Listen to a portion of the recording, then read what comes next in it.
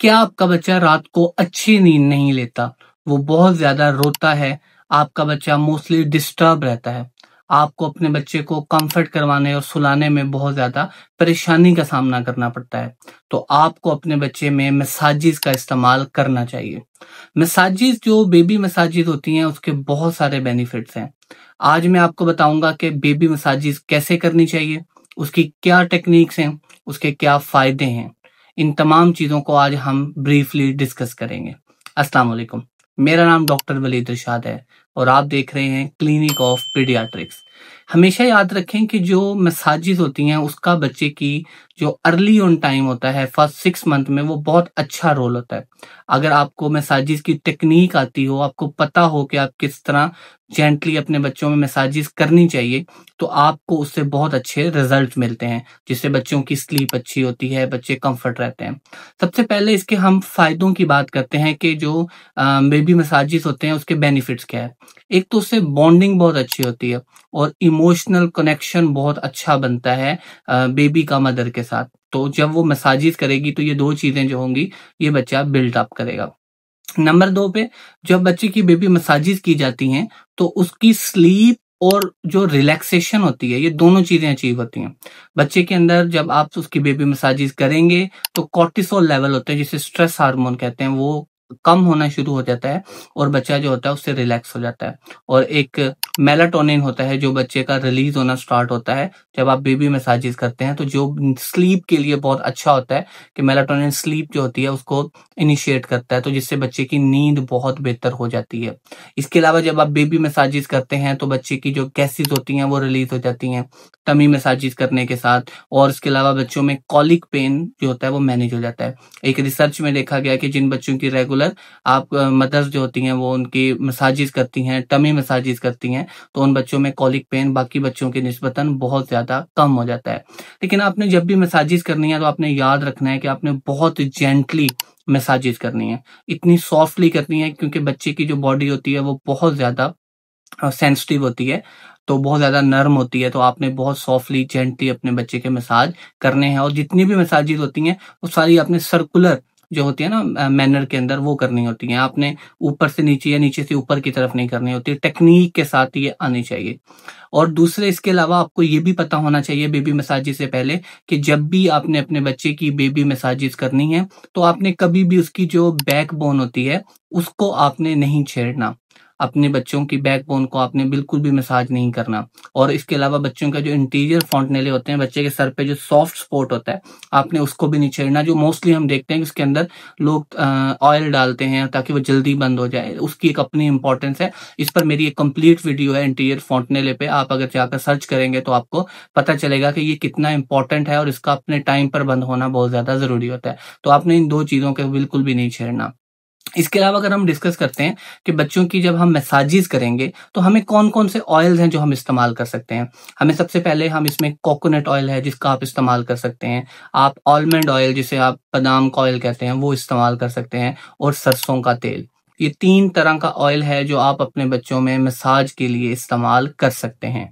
इसके अलावा आपको पता होना चाहिए कि आपने अपने बच्चे को जब मसाज करनी है, तो उससे पहले आपने हमेशा तब करनी है जब बच्चा सो रहा हो या आप बच्चा नहा कर आए।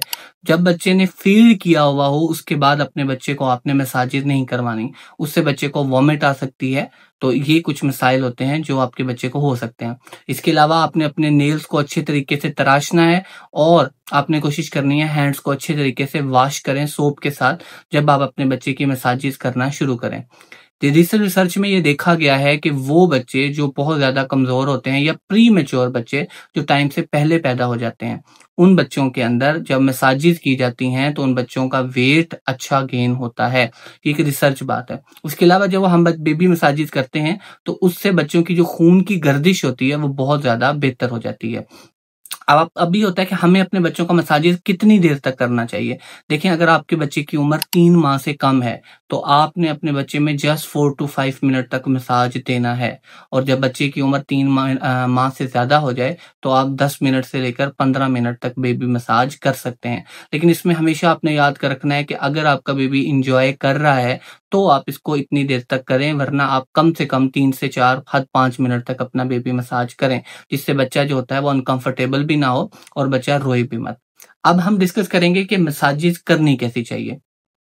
सबसे पहले हमें जो बेबी मसाज होगी उसको पाँव से स्टार्ट करना है। ये बच्चे का सबसे लेस सेंसिटिव पार्ट होता है। बहुत आहिस्ता-आहिस्ता अपने बेबी के पाँव पे मसाज सर्कुलर वे में मसाज करना होता है और आप दोनों पहले एक पाँव पर आप करेंगे, फिर इसी तरह आप अपने बेबी के दूसरे पाँव पर इसी तरह आप मसाज करेंगे।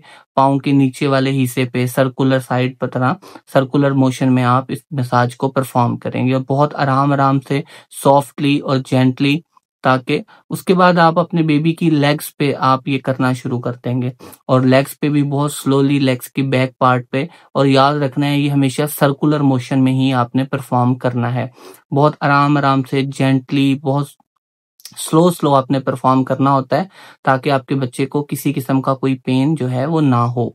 और आपने अपने बच्चे में ये मसाज करेंगे तो इससे बच्चे की स्लीप जो होती है वो बेहतर होना स्टार्ट हो जाती है।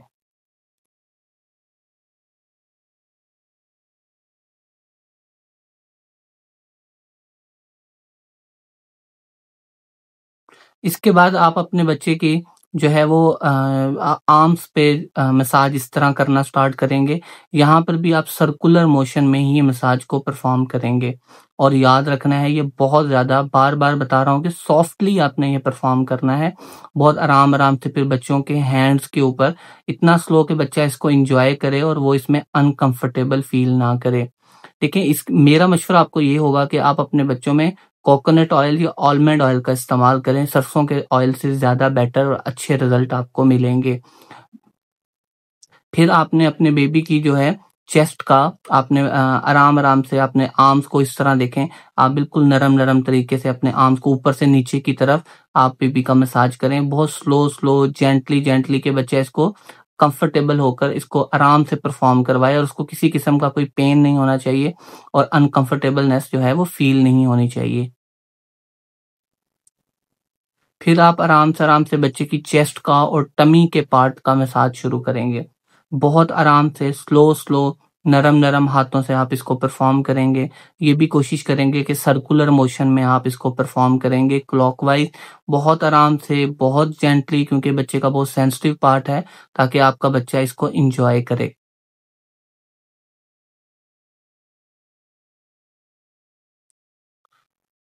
सर्कुलर मोशन में इस तरह बिल्कुल आराम-आराम से आप इसको परफ़ॉर्म करेंगे। इसके साथ एक बच्चे का कॉलिक पेन बहुत हद तक रिलीज़ हो जाता है और गैसेज़ जितनी भी होती हैं, वो ख़त्म हो जाती हैं और आपका बच्चा जो है वो कंफ़र्टेबल होता है और उसको दूध अच्छा हज़म हो जाता है।